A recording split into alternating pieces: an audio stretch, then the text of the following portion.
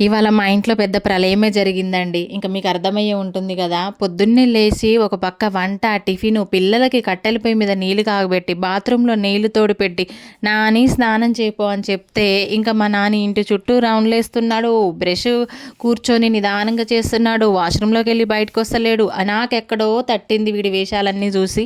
ఈరోజు గూడా వీడు స్కూల్ డుమ్మా కొట్టే ప్లానింగ్‌లోనే ఉండని నాకు అర్థమైందనమాట.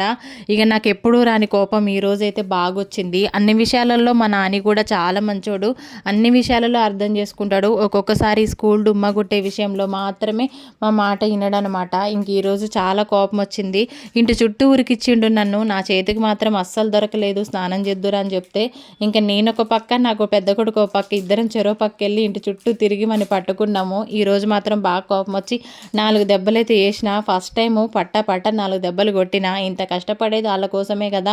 ఒకడేమో చదువుకుంటుండు, ఒకడేమో చదువులో డల్ ఉన్నాడంటే బాధ అనిపిస్తుంది కదా. మంచితనంగా రోజు చెప్పే చూస్తా, కాకపోతే ఈరోజు మాత్రం బాగా కోపం తెప్పించిండు అనమాట. ఇంకా అయినా సరే వదిలిపెట్టలేదు, ఎలాగైనా స్కూల్కి పంపించాలి.